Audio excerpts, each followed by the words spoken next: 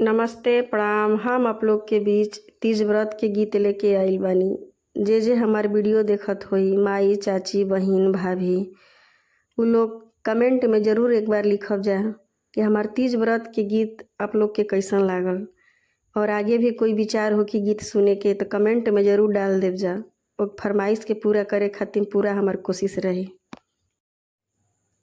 तीज के व्रत बड़ी पावन, देखत सुहावन हो। तीज के व्रत बड़ी पावन, देखत सुहावन हो। सखिया सीताजी करेली तीज बरतिया त गौरा पूजन जाली, शिव के पूजन जाली हो।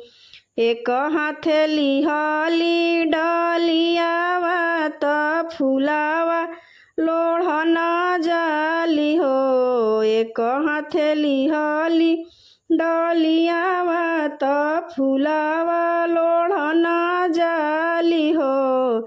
ए सखिया फुलावा लोढ़िया पूजली भवानी त मनसा पूरन भइले हो। तोड़ी धनुष रघुनंदन, जनक प्राण पूरा कइले हो। ए सखिया सीता विवाही लावे अवधपुर, कौशल्या जी के आगन हो। ए सखिया सीता ब्याही लावे अवधपुर, कौशल्या जी के आगन हो। राम रसोइया सीता सुंदर भोजन बनावेली हो। राम रसोइया सीता सुंदर भोजन बनावेली हो।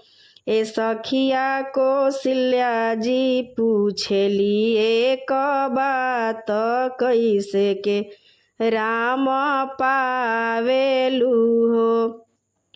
ए सखिया कौशल्या जी पूछेली एक बात, कैसे के राम पावेलू हो।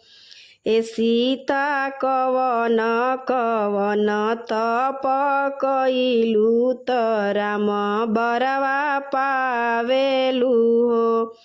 भूखली में ये सासु एकादशी दुआदशी के पारन हो। भूखली में ये सासु एकादशी दुआदशी के पारन हो।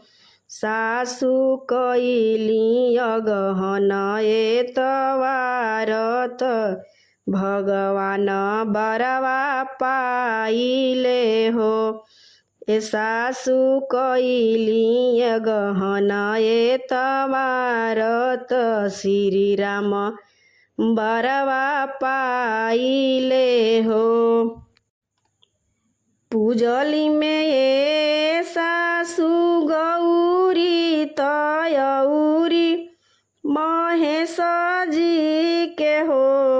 पूजली में ये सासु गौरी तयौरी महेश जी के हो।